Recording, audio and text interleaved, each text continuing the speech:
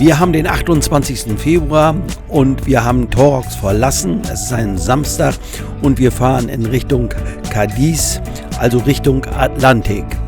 Und dort wollen wir zum Stell- oder Campingplatz La Siesta de la Gaviota. Den Platz haben wir schon mehrfach besucht. Jetzt wollen wir mal schauen, wie es dort aussieht nach dem Unwetter, wie die Situation überhaupt da ist. Herzlich willkommen zu diesem Video.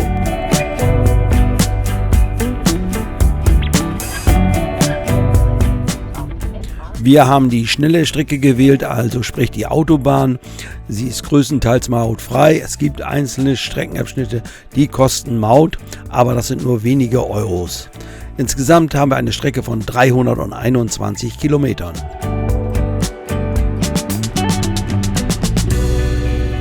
Wir haben wieder mal einen trüben Tag, aber laut Wetter-App haben wir die Hoffnung, dass an unserem Ziel die Sonne scheint und da gehen wir jetzt mal von aus, dass es passt und stimmt.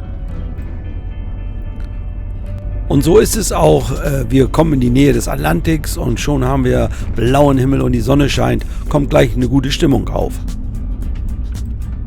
Große Schäden durch Unwetter haben wir auf unserer Strecke nicht gesehen. Was wir gesehen haben, sind, dass tiefliegende Stellen noch unter Wasser standen. Also wie kleine Seen sah das Ganze aus. Wir hatten vorher Kontakt aufgenommen mit der Mitarbeiterin Carmen vom Stellplatz, ob der Platz soweit okay ist. Ja, der Platz ist okay. In der Umgebung sicher gab es auch einige Probleme, aber keine gravierenden. Aber das werden wir uns dann genauer anschauen. Jetzt haben wir es nicht mehr weit. Man sieht hier, werden die Straßen schon etwas schmaler. Wir haben es natürlich nochmal verfahren, also etwas zu weit gefahren, etwas zu spät abgebogen. Jetzt sind wir auf der richtigen Strecke. Man sieht, hier sieht es schon schön grün aus und einige Blumen blühen schon. Und das sieht ja fast schon so aus wie bei uns in Norddeutschland. Der Platz liegt in einem landschaftlichen Gebiet mit überwiegend Gemüseanbau. Jetzt haben wir den Platz erreicht. Ich weiß es jetzt immer noch nicht genau. Ist es ein Camping? Ist es ein Stellplatz? Ich werde mal nachfragen, was es jetzt genau ist. Es handelt sich um einen naturbelassenen Stell- und Campingplatz. Es ist überwiegend Gras auf den Plätzen und die Wege sind, wie man hier auch sieht, Sand. Wir melden uns in der Rezeption an und bekommen eine Parzelle, die wir schon kennen, die wir in Vorjahren auch schon genutzt haben. Es gibt hier, wie man sieht, freie Plätze. Aktuell ist der Platz nicht voll belegt. Also man könnte hier jetzt ohne weiteres, ohne Reservierung anreisen. Man würde immer einen Platz bekommen. Man hat diesen Platz erstellt mit möglichst wenig Eingriff in die Natur. Ganz ohne geht es natürlich nicht, aber es gibt hier keine exakte Parzellierung auf einen Zentimeter genau. Bäume, Sträucher, daraus ergibt sich dann so die Platzgrenze. Wir stehen auf der Parzelle 53, das ist eine relativ große Parzelle. Ja, das wünschen wir uns immer, dass wir hier stehen können, aber geht natürlich nicht immer. Wir haben aber auch schon auf anderen Plätzen oder Parzellen gestanden. Die Geschmäcker, was Stell- und Campingplätze betrifft, sind ja unterschiedlich. Das ist auch ganz richtig und ganz normal. Also es wird nicht jedem hier so gefallen, wie es hier ist, aber uns gefällt es immer für eine gewisse Zeit. Es gibt ja auch immer wieder Veränderungen auf Camping- und Stellplätzen, so ist es hier auch. Und da habe ich die Gelegenheit genutzt mit Carmen, sie arbeitete in der Rezeption, spricht Deutsch, Carmen einige Fragen zu stellen. Wir sind auf dem Stell- oder Campingplatz, das werden wir gleich klären, La Siesta de la Gaviota. Und zwar ist das im Süden von Spanien, Andalusien. Und neben mir steht Carmen. Ein paar Worte zu Carmen. Carmen arbeitet hier in der Rezeption spricht perfekt Deutsch, hat lange in Deutschland gelebt, deshalb spricht sie gut Deutsch. Und sie hat angeboten, ich darf ihr ein paar Fragen stellen und das möchte ich jetzt gerne hiermit tun. Gerne. Ja, Carmen, erste Frage. Ist es ein Campingplatz? Ist es ein Stellplatz? Es ist ein Stellplatz. Es ist Ja. ein offizieller Stellplatz. Ich meine, mittlerweile sind wir auch im Überlegen, wie man das nennen kann, weil ja viele Sachen hier sind, die normalerweise einen Stellplatz jetzt nicht haben. Aber offiziell sind wir ein Stellplatz, kein Campingplatz. Okay, ich habe es gesehen auf der anderen Seite. Wir haben hier zwei Bereiche, sprechen wir gleich auch noch drüber, zeigen wir gleich auch noch. Auf der anderen Seite stehen auch Wohnwagen. Sag uns kurz was dazu. Ja, Wohnwegen können bei uns stehen auf Ja. Zone B. Ja, Sie können sich, hier sind keine Parzellen, sondern es sind schöne grüne Wiesen, freie Wiesen, wo Sie sich hinstellen können, wie Sie es wollen, so viel Platz benutzen, wie Sie wollen. Aber Sie müssten autark sein. Ja. Wir haben jetzt mittlerweile ein paar Strompunkte, die wirklich aber nur zur Hilfe dienen. Auch für unsere großen Wohnmobile, die sich da auch hinstellen können.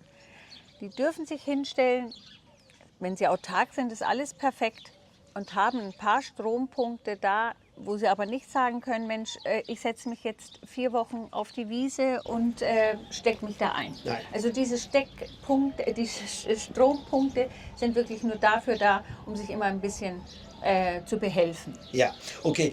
Wo wir gerade beim Thema Strom sind, geändert hat sich hier auf dem Platz, hier auf dem ursprünglichen Stellplatz, ja auch was mit dem Strom und zwar, Haben wir jetzt eine externe Firma. ja, Wir können uns in also wenn man auf die Parzelle kommt, ist ein QR-Code ist dort, ja, dran, zeige ich das, den man ja, dann ablesen kann und dann ist man automatisch sofort in diese Seite drin. ja, Da kann man dann Strom kaufen, das heißt, es ist jetzt Strom nach Bedarf. Und nach Verbrauch, und Konsum, bezahlt nach Verbrauch, ja. Genau. Und man kann sich immer so verschiedene Pakete kaufen. Ja. Also immer 3 kWs. Für Langzeitcamper kann man das auch mal so machen, dass sie dann ein größeres Paket kaufen. Kann es ablesen, wie viel man verbraucht Ja. am Tag. Ja. Man kann, wenn man nur 20% hat, wird man da auch angeschrieben über E-Mail oder eine Telefonnummer angeben, Ja. dass sie wissen, wir haben nur noch 20%. Ja. Aber generell könnt ihr das alles über diese Seite ersehen. Ja, schon. Und man zahlt direkt auch in diesem Programm mit der Karte. Okay. Andere Geschichte, und zwar habe ich gesehen, und auch auf meiner Parzelle ist es so, gibt es jetzt an gewissen Plätzen eine Entsorgung direkt an der Parzelle. So ist es. Ja. Wir haben ich glaube 95% aller Parzellen auf unserem Zentralbereich Ja. haben jetzt alle eine eigene Entsorgung. Ah ja, Es ist eine Entsorgung, die man sich auch teilweise mit dem Nachbarn teilt, ja, weil sie 2 Anschlüsse haben. Anschlüsse haben. Ja, Ja, Ja. das war jetzt dieses Jahr das erste Mal, sind die Leute ganz begeistert. Sie müssen sich also nicht rausfahren Wegfahren, extra. ja, zur Und Entsorgung. also es ist schon, Ja, eine ja. tolle Sache jetzt. Eine weitere Geschichte, die ich auch gut finde, das ist diese WhatsApp. Ja. Informationsgruppe. Das heißt hier, ich habe es ja selber gesehen, auch hier, glaube ich, generiert man einen Code und QR-Code Genau. und dann ist man automatisch in der Gruppe drin und da gibt es was. Jeder, der möchte, kann sich in diese WhatsApp-Gruppe einloggen. Ja, Also bleibt privat, keiner kann irgendeine Nummer von dem anderen sehen. Man kann auch auf diese WhatsApp-Gruppe nicht antworten, weil sonst würde das alles ja, am Ende. große Ja, Gesprächsrunde. ja, Aber wir informieren unsere Gäste über alles. Also wenn das Biobrot kommt, das kommt ja einmal in der Woche, das bestellt wird, dann sagen wir, das Brot ist da, dann wissen sie, dass sie es abholen können. Wenn Konzerte mal sind, wenn wir mal Konzerte anbieten oder Feste anbieten, dann machen wir das alles über diese Gruppe. ja. Also es geht um Informationen. Alle Ich habe gesehen, Informationen, es gibt auch da unser jede Menge. Gasmann, wenn Der kommt kommt, und diese, ja. unsere Tanks wieder bringen, Ja. dann wissen die Leute Bescheid. Und Ja. das ist wirklich eine ganz, ganz tolle Geschichte. Dieses Jahr zum ersten Mal haben wir das gemacht Und das war, aber auch wenn wir mal so unsere Dart-Turniere machen oder so, das geht alles über diese Seite, jeder weiß, wo er sein muss, wann, wie, ist bestens informiert. Ja, schön. Jetzt Wetter diesen Winter, darüber müssen wir natürlich sprechen, wollen wir jetzt nicht groß ausweiten, aber auch hier war der Winter schon ein spezieller. Ja, also ich bin jetzt 20 Jahre in Spanien und habe sowas noch nie erlebt. Das war natürlich sehr deprimierend, auch für den Spanier. Ja. Und waren aber hier letztendlich sehr sicher. Ja? Also wenn man sich vorstellt, man waren 20 Kilometer in Jerez, wurden ganz viele Familien evakuiert. Ja. Auch Chipiona teilweise mussten, also viele Gewächshäuser und so weiter, haben also absolute Pleiten gemacht. Aber dieser Sand, so sandig er für manche Leute sein mag, dieser Boden, das sickert das Wasser wahnsinnig ab. Ja. Ja? Also wir hatten in keinster Weise, wir haben eine Parzelle, weil sie einfach ein bisschen tiefer steht, die war mal unter Wasser. Da werden wir versuchen, auch was dagegen zu unternehmen. Ansonsten konnte keiner sagen, dass er irgendwie unter Wasser stand. Also es geht innerhalb kürzester Zeit geht das Wasser auch wirklich in den Grundboden. Und wir werden es ja später sehen. Wir sind oberhalb des Meeres, ziemlich weit oben. Von dem her haben wir Gott sei Dank, also wir waren sicher, viele Gäste haben gesagt, ich fühle mich hier wahnsinnig sicher. Das ist ja auch schon toll. Ja. Es ist die Mündung des Guadalquivir, von diesem großen Fluss, da die Mündung, das direkt ins Meer fließt. Und von dem her hatten wir einfach nicht diese ganzen Schwierigkeiten, die es in unmittelbarer Nähe gegeben hat. Ja. Was ich gesehen habe, ist ja eine Steilküste, wenn man so will, und dass doch einige Meter abgebrochen sind oder Stücke abgebrochen sind, wahrscheinlich durch das Meer, eben, was das unterspült hat. Das Meer holt sich immer mehr Land und vor allen Dingen können wir dagegen nichts machen, weil dieses Gebiet, das sind ja so und so viele Meter vor dem Strand, ist es Costa, heißt das. Ja. Und da können wir könnten da zum Beispiel auch keine Steine hinstellen oder irgendetwas zum Schutz. Also da ist das würde das Amt das auch nicht erlauben. Das ist also wie gesagt so ein Gehört der Allgemeinheit das ganz Ganze. Genau. So ist es, glaube ich, in Spanien. So ist es. Ja, okay, Carmen. Jetzt vielleicht nochmal die Möglichkeit, wir gehen mal rüber zur anderen Seite. Ja, da gibt es auch was Neues, einen Veranstaltungsraum, hätte ich beinahe gesagt, den wir uns mal anschauen und noch ein paar andere Dinge. Da gehen wir jetzt mal gemeinsam rüber. Sehr gut. Bevor ich jetzt mit Carmen rübergehe zur anderen Seite, möchte ich noch zeigen, hier auf dieser Seite gibt es auch so einen Veranstaltungsraum oder einen Raum, die Camper gemeinsam hier nutzen können. Hier trifft sich zweimal die Woche eine kleine Gruppe von Campern, die gemeinsam Dart spielen. Albert, sag kurz, was spielt ihr hier? Wir spielen Darts, 301 und Doppel aus. Doppel aus, also das ist dann die Voraussetzung. 301 rückwärts. Ja, genau. Das der letzte Wurf muss doppelt sein, also im äußersten Ring. Okay, alles klar. 8. Ja. Achim, trifft sich hier immer so eine kleine Gruppe zum Dartspielen? Also wir hatten ein Dart-Turnier im Januar, da waren 48 Teilnehmer dabei. Oh. Also das war sehr spannend, sehr lustig auch, gute Stimmung. Ja. Und jetzt im Moment sind wir so zwischen 5 und 7 Leuten. Ja. Darf ich dich auch mal kurz was fragen? Ja. Du bist ein bisschen neu hier auf dem Platz. Im Winter jetzt das erste Mal. Wir waren einmal schon 22 im Mai hier und einmal 24 im September. Also, das heißt, ihr steht noch in der Arbeit? Und wir stehen noch in der Arbeit. Ich bin im Moment mobiles Arbeiten. Also, das kenne ich oder habe ich häufiger gehört. Und hast hier schon längere Zeit jetzt auf dem Campingplatz oder Stellplatz hier in Chipiona verbracht? Wir stehen jetzt seit dem 29. Dezember hier und fahren jetzt Sonntag langsam 3 Wochen Richtung Heimat. Ja. Winter, was hat dir das jetzt so... Also es war schon schön, war spannend. Wir hatten natürlich 6 Wochen lang Regen, wie in vielen Ecken Spanien. Deswegen steht auch hier noch ein Ofen. Es war auch teilweise kalt hier in dem Raum. Ja. Aber die letzten 4 Wochen, 3-4 Wochen ist also, wie man das Wetter hier gehofft hatte, fast immer um die 20 Grad und die Sonne scheint. Schön. Viel Spaß beim Spielen. Danke. Darf ich dich auch noch mal was fragen? Ja, du bist erste oder mal hier auf dem Platz oder schon häufiger? Nee, wir sind jetzt auch den 4. Winter hier. 4. Winter? Ja. Jedes Mal 3 Monate, von Anfang Dezember bis Anfang März. Und Ja. werden jetzt am Montag auch den Heimweg langsam antreten. Ja, wir haben jetzt Anfang März Ja. und dann fahren viele Richtung Heimat. Ja. Auch an dich die Frage, wie hast du den Winter hier empfunden? Wechselhaft. Wechselhaft. Ja. Aber du weißt das ja auch, mit der Stimmung hier, Ja. die hilft über vieles hinweg. Wir Ja. haben trotzdem schöne Feiern gehabt und Ja. haben Geburtstage gefeiert, haben zusammengesessen Ja. und ja, das ein oder andere Gläschen Wein gegen den Regen getrunken. Ja, also du hast aber die Hoffnung, dass du im nächsten Jahr oder denkst, dass du im nächsten Jahr wiederkommst. Auf jeden Fall. Ja, Ja. okay. Weiterhin viel Spaß hier. Ja, danke dir. Jetzt geht's weiter mit Carmen und weiteren Informationen hier zum Platz. Man muss die Zufahrtsstraße hier zum Stellplatz überqueren, wo es allerdings wenig Verkehr gibt und ist dann auf der anderen Seite, oder so wie Carmen es nennt, Seite B des Stellplatzes. Hier kann man sich hinstellen, wie man möchte.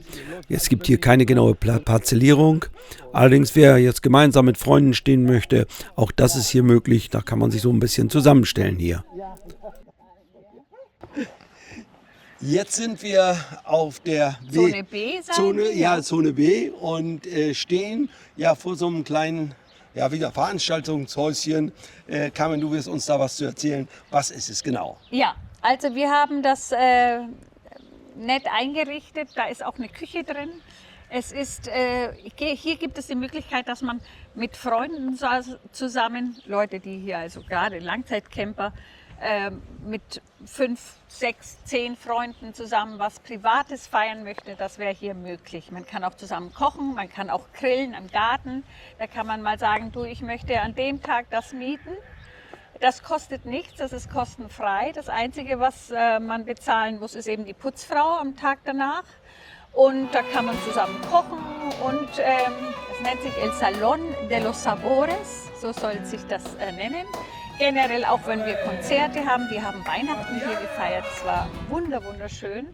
Und sollte auch generell in Zukunft vielleicht auch mal, wenn wir zum Beispiel so Show-Cooking machen, wie zum Beispiel eine Tortilla, eine spanische Tortilla, dass da jemand Professionelles kommt und ein paar Leute sind interessiert, die kommen dazu, schauen sich das an. Also dadurch, dass da auch eine Küche ist, kann man das eben auch so nutzen. Ja. Und es ist wieder eine Dartscheibe da, wo man also nicht nur ganz vorne laufen muss zum Dartspielen, sondern man kann auch hier Dart spielen. Ja. Gut, Rita ist ja mehr so ein Bull-Fan und spielt dann lieber Bull. Aber hier habe ich festgestellt, gibt es viele, die gerne Dart spielen. Und da gibt es einmal die Möglichkeit hier. Und auf der anderen Seite gibt es ja auch noch den Raum. Aber für Rita werden wir auch mal eine Bullpiste machen. Das wurde dieses Jahr schon besprochen. Und das ist ja, glaube ich, hier machbar. Ja. Also von dem her, wir werden euch überraschen. Das ist schön. Ja. Eine weitere Erneuerung, Verbesserung des Platzes, fall nicht, ist, ihr habt jetzt so einen Bereich für Hunde gemacht. Ja. Was ist es genau? Also es ist ein abgeschlossener Bereich. Ja. Mit einer Hundedusche, wo die Hunde, du kannst da mit deinem Hund reingehen, du kannst dich auch da gerne hinsetzen, es sind zwei Bänke da und dein Hund kann ohne Leine ganz frei spielen, ohne Gefahr, dass er irgendwo da die Klippen runterfällt und so weiter. Ach so. Wir haben da auch eine Dusche eingebaut mit Warmwasser, also funktioniert mit Gas. Ja. Also kann man die Hunde da auch schön... Das ist kostenlos? Das ist alles kostenlos, ja. Okay. Ja. Das heißt, das ist ja dann nochmal ein Angebot vom Stellplatz. Von der Siesta. Genau, von der Siesta. Ja, jetzt geht es nochmal um Reservierung hier auf eurem Platz. Ist ja immer ein Thema. Wie ist es da jetzt bei euch? Okay, also wir haben jetzt das so gemacht, wenn jemand eine spezielle Parzelle haben möchte, Lieblingsparzelle für die Zeit, die er da sein möchte, dann muss er 30% anzahlen. Ja. Ja, die Storno-Richtlinien, die stehen dann in der Webseite. Also man kann es auch dann wieder absagen, wenn es wäre. Aber so funktioniert das dieses Jahr mit einer speziellen Parzelle. Ansonsten kann man auch einfach einen Platz reservieren, sagen, mir ist es egal, auf welche Parzelle ich komme. Und das wird dann ganz normal reserviert, ohne jeglicher Anzahlung. Achso, okay. Aber ich habe auch noch die Möglichkeit, spontan zu kommen? Du hast die Möglichkeit, spontan zu kommen. Wir haben immer natürlich ein paar Reservierungsplätze, um uns den Rücken ein bisschen frei zu halten, wo dann keiner, um Gottes Willen, von weit herkommen muss, ohne dass er einen Platz kriegt. Ja. Also dafür wird gesorgt. Aber es ist immer gut, dass man spätestens, wenn man unterwegs ist, dass man wenigstens anruft und sagt, pass mal auf, wir würden gerne kommen. Ja, jetzt habt ihr ja immer diese große Wiese, ich habe es ja schon gezeigt hier, mit ganz viel Platz, wo man allerdings eben autark sein muss, wenn man da steht. Das heißt, wenn ich jetzt komme, jetzt ist dummerweise alle Plätze auf der Hauptseite sind voll, kann ich aber doch mich hier auf diese Seite stellen und sagen, ich warte ab, bis irgendwas frei ist. Ja. Kann man auch. Also man kann einfach sagen, ach schade, Zone A ist jetzt besetzt, aber dann gehe ich so weit auf die Zone B. Ja. Wir haben ja ein paar Strompunkte, um eventuell auszuhelfen. In der Not, ja.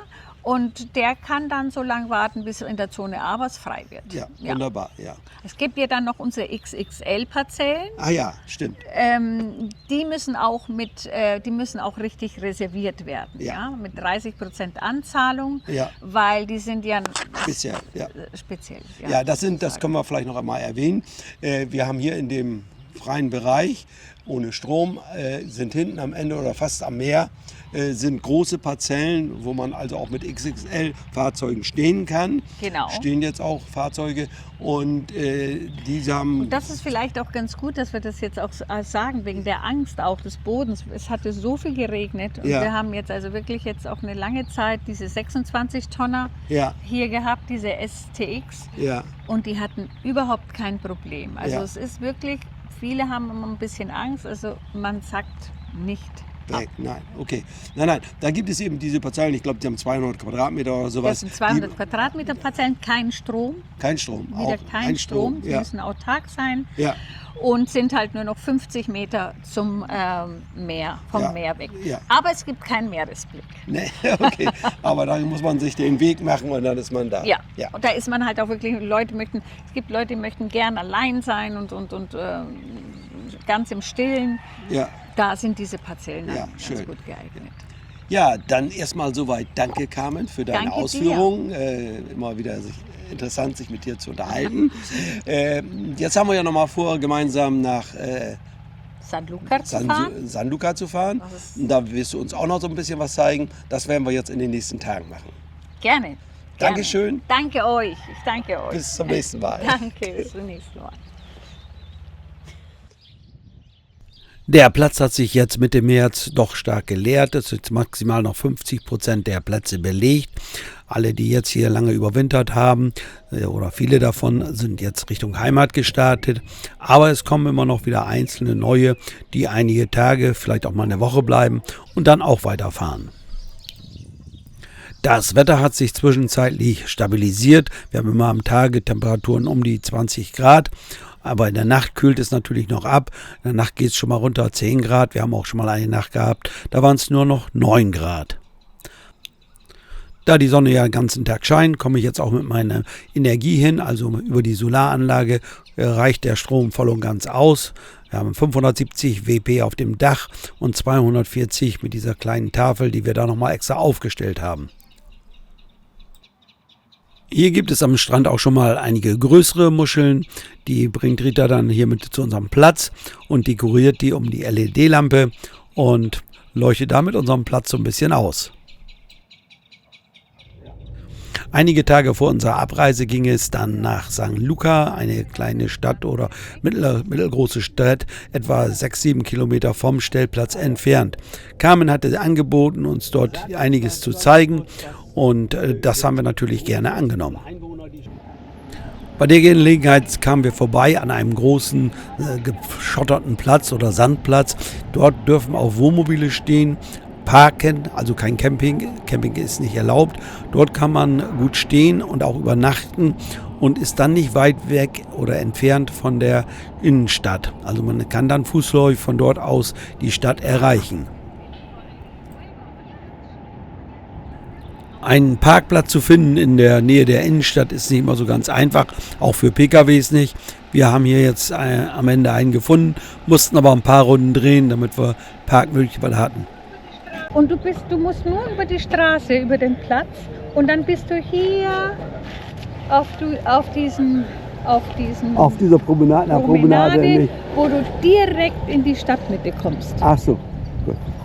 Sehenswürdigkeiten. Ja. San Luca generell ist ganz, ganz bekannt für die Historie des Magellans. Aha. Der Magellan war die erste Weltumsegelung Ja. und die ging von hier aus, von San Luca aus. Und da gibt es also viel zu sehen und über den Magellan. Schön. Ich kann natürlich hier nur einen kleinen Einblick geben in die Stadt San Luca. Wer jetzt also alles da sehen möchte, der muss natürlich hier selber her und sich das alles mal in Ruhe anschauen. Es ist eine interessante Stadt. Die Stadt hat etwa 70.000 Einwohner. Ja, und das ist eine pulsierende Stadt. Es ist viel Leben hier in der Stadt. Wir haben uns dann auf den Weg zur Stadthalle gemacht und die ist natürlich auch interessant. Ja, jetzt sind wir an der Markthalle. Das ist rein in unsere Markthalle. Ja, genau. Also es hat 2 Eingänge. Wir sind jetzt praktisch vom Hintereingang. Ist hier jeden Tag, also Wochentag geöffnet? Jeden Wochentag ist hier Ach so, ja. Markt. Kann man Es gibt außer montags, da gibt es keinen Fisch, weil die am Sonntag nicht fischen. Ja, Ansonsten ist jeden Tag auch Fisch, Fleisch und Gemüse. schön. Und da gibt es so mit Kartoffeln eingeeckt, da kannst du dann im Winter sind diese Galeras. Aha. Das sind Galeras. Carmen hat uns natürlich hier in der Stadthalle vieles gezeigt und erklärt. Und nicht nur hier in der Stadthalle, sondern auch von ihrer Stadt San Luca. Carmen lebt nämlich hier in dieser Stadt und kennt sich sehr gut aus. Die Stadt San Luca ist bekannt durch den Fischfang und durch die Herstellung von Sherry. Also das war das Ferienhaus der Könige. Aha. Früher haben die hier Ferien gemacht. Mittlerweile ist es unser Rathaus. Ach so, sieht ja schön so parkähnlich aus hier, ne? Ja. Die Stadt wird natürlich auch gerne von Touristen besucht, aber nicht nur allein wegen der Sehenswürdigkeiten. Es gibt hier auch sehr schöne Strände. Die kann man gut nutzen. Im Frühsommer, das heißt Mai, Juni, ist es hier schon möglich, einen Badeurlaub zu machen. Und dann ist noch recht wenig los an den Stränden, habe ich mir sagen lassen. Jetzt gehen wir zu einem Lieblingslokal von Carmen. Hier geht sie immer gerne mal hin. Tapas essen, hat sie uns erzählt. Und das wollen wir jetzt hier auch. Ich habe mal einen Blick reingeworfen in das Lokal, was jetzt in der Mittagszeit innen drin kaum besucht ist. Denn die Spanier sind alle gerne draußen in der Sonne. Und dort haben wir uns dann auch niedergelassen. Wir haben dann Tapas bestellt, beziehungsweise Carmen hat das gemacht und sie hat dann so spezielle Tapas bestellt hier aus der Region. Tapas sind so Kleinigkeiten, die man zu einem Glas Wein oder zu einem Bier isst. Tapas, also Tapas ist die Plural, ist die Mehrzahl, Tapa, eine Tapa. Ja. Tapa, habe ich mir wohl sagen lassen, dass die Tapa also wenn man was zum Trinken bestellt und gerade Manzanilla ist ja, hemos pedido solamente 3 unidades. Sí, son 3 unidades. Ah, son 3 Es unidades. que son grandes. Ah, vale, gracias. Nada. Ich hatte nur 3 Stück bestellt, aber die sind wohl so groß. Ja. Aber nur, dass ihr das probiert. Das ist also so das Typischste, was man in San Luca, die ganzen Nordspanier kennen uns für diese Tortilla de Camarones. Also alle auf unserem Platz sind eigentlich immer ganz begeistert von diesem, ähnelt so ein bisschen der Kartoffelpuffer, aber ein bisschen wahrscheinlich. Und wir sind auch sehr bekannt für die Kartoffel aus der Algaida. Die Kartoffel, die wird in Sand geerntet. Ja, also nicht auf Erde, so wie wir es in Deutschland haben, sondern wirklich in Sand. Und es schmeckt anders. Sind auch sehr begeistert immer unsere Gäste von der Kartoffel aus San Luca. Und unseren russischen Salat, der immer geht. Ja, sozusagen. Der geht immer. Mit diesen Bildern möchte ich mich dann hier verabschieden. Damit endet hier mein Video. Wie immer sage ich Dankeschön fürs Zuschauen. Würde mich freuen über einen Daumen nach oben. Freuen würde ich mich auch, wenn ihr meinen Kanal abonniert. Ansonsten sage ich wie immer, bye bye, bis zum nächsten Mal.